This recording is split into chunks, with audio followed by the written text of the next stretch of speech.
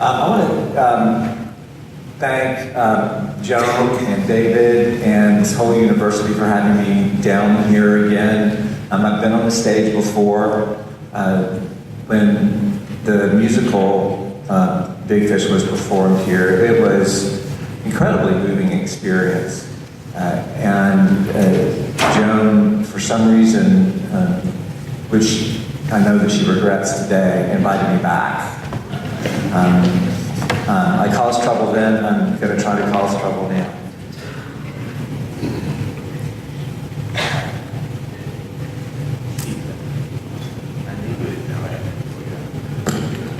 I'm going to just walk around, yeah. Is that all right?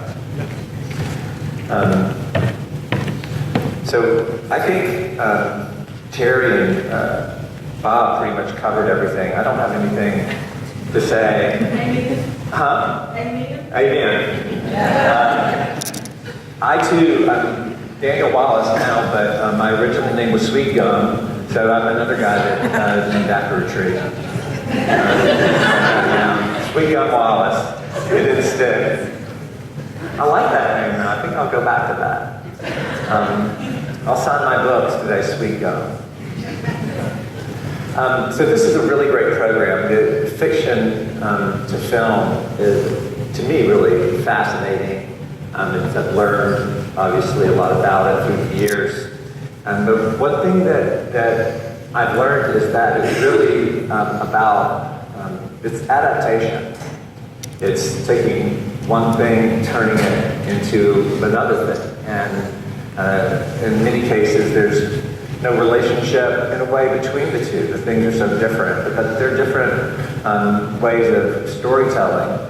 But the very first adaptation that takes place in a story is adapting life to fiction. Life comes first, and experience comes first, and that's the meat of it, really. If you can't take the things that have actually happened to you, people that you've known, and twist and turn it into a story, then you're really not writing of things that can really make a difference to other people. I mean, if you go to the library and you see all those books there, you wonder, why do we need any more books? Why don't we just put a hiatus on writing books until we've read all the ones that are already there? But that's obviously not the case, because we all have a story to tell. Anybody in here who's a writer, who's interested in writing, your story, if you can find out what it is, it's really important and it's worthy of taking its place in that library. I wrote 5 books, 5 novels before my first one was published.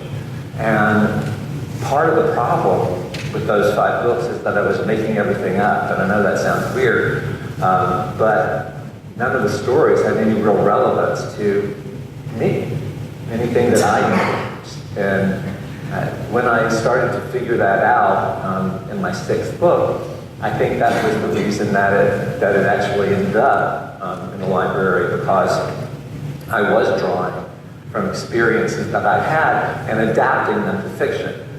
Nothing that happened in that book actually happened, but at the same time, everything in that book actually happened. I just wanted to relate one story, a real life story that made it into my book. When I was in 6th grade, I moved to a new house and started at a new school. Didn't know anybody, but my next door neighbor was also going to this school. And for the purposes of the story I'm telling, I'm just going to call him Frank, because that was his name, Frank. And Frank at that time, we always, everybody goes through this uncomfortable stage of growing up. We are not always the incredibly fascinating, beautiful people that we become. And Frank was at that stage of his life. He looked like a chipmunk. And it didn't help that his mom cut his bangs way too short. Not particularly athletic, the last guy to be chosen for the team and obsessed. I was, by the way, the second last person. But it's always good to have somebody behind you in line. And Frank was that person. But since we went to school together, we were neighbors, he was my friend by default. We knew each other going in, so we kind of stuck together. And the thing about Frank that really made him different is that he had a glass eye. And nobody had ever seen a glass eye, or really thought about a glass eye. And I don't even know that my teacher, Mrs. Cravens, we had a homeroom, she was our homeroom teacher, was really familiar with glass eyes. Because once or twice a week, Frank would raise his hand and say, "Mrs. Cravens, may I go wash my eye?" And she would say, "Of course, Frank, you can go wash your eye." And then he'd say, "Can Danny come?" She said she didn't know if it was a two-boy procedure or not, what went on there, but she said, "Of course, Danny can join you." And so this is what we did. Twice a week, for that entire year, we'd walk down to the bathroom.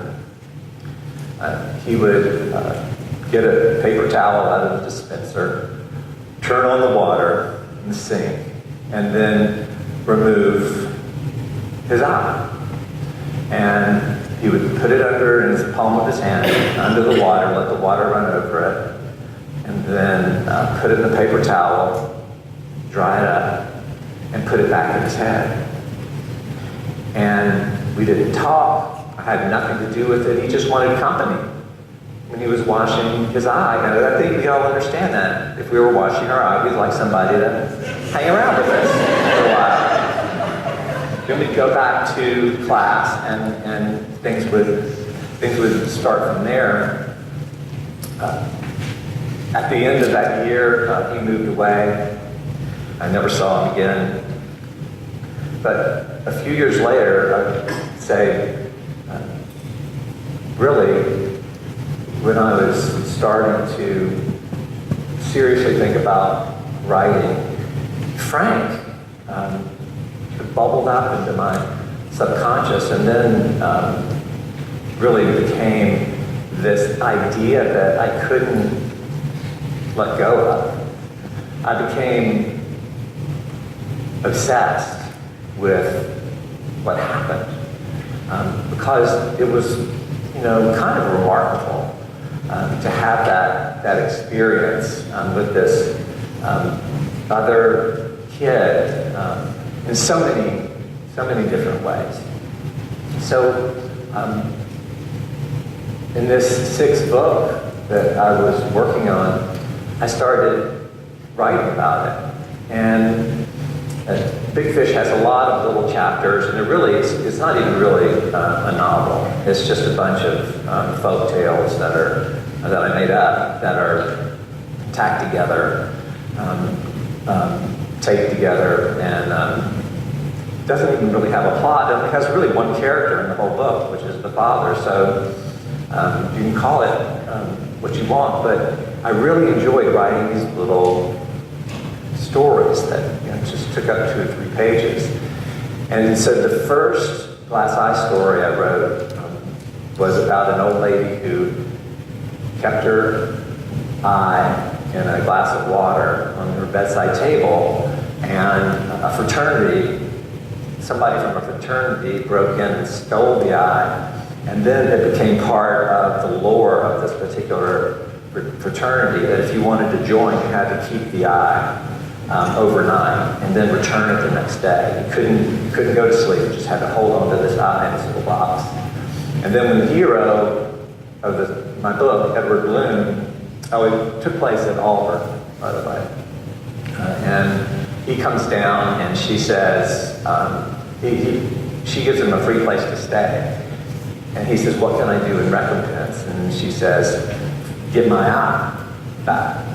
So he joins the fraternity and eventually gets the eye, and the next morning brings it back and hands him the box, and there's nothing in the box. And the fraternity president says, you were supposed to bring the eye back. And he says, I did. And right then, the old lady comes into the barn, and they look into the eye and see something. They see their future in the eye. They run off screaming. So that was the very first eye that I wrote about. It didn't stop there. In my next book, Ray in Reverse, I had a woman who moves into the neighborhood, and she's single parent, she's pregnant, and all the kids love her, and they ask her how she got her glass eye, and she tells them that she fell in love with a prince in a faraway land, that she was a commoner, and they couldn't get married, and so what they did is they traded eyes. They each got a glass eye, and through her glass eye, she could see him and see what he was doing, and he could see her through his glass eye, and that way they could be together forever. The next book, Watermelon King, I turned that in, and my agent read it, and he said, where's the glass eye? There was no glass eye in that book, because I didn't want to be the Where's Waldo Southern fiction. If you could find a glass eye, you could your supply of cereal. Why would you want a year supply of cereal? That's just the first thing that came to me. So I actually, hesitantly, I put one in there. I had a guy fall on a metal fence, and he was a minor character. It was a minor glass eye.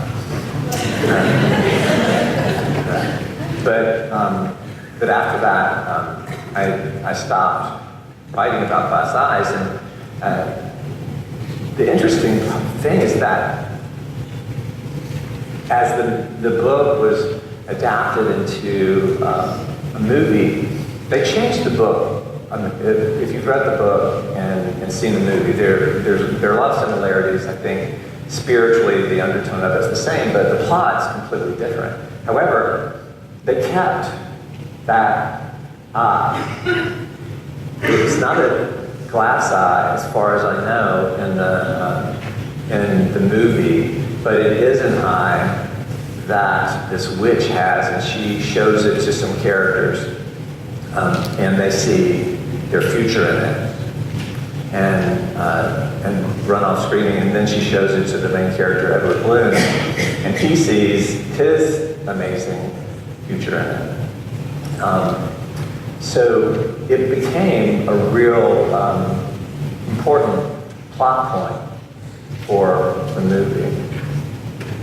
Then, as some of you may know, in the musical, the eye continues to exist, but because it's on the stage and you're not, you can't really see something as small as an eye. It needed to be something more substantial. And so in the musical version, the witch is holding a crystal ball in which the same thing happens. But it's a really, I think, also a good explanation of how things are adapted for the particular genre and type of drama that they're trying to produce. You can't have a glass eye in a musical because you can't see it. So I, of course, going back to real life have continued to be fascinated and obsessed with glass eyes. I have for many years, I've collected glass eyes. This is where the audience starts to turn. Lock the doors. I have about 70 glass eyes. I could fit you all out. I take one with me everywhere I go as a kind of a lucky charm. I've got one with me now. And they're beautiful. They're beautiful things. I am not kidding you. The woman over in the corner laughing. Oh, that's you, Joan.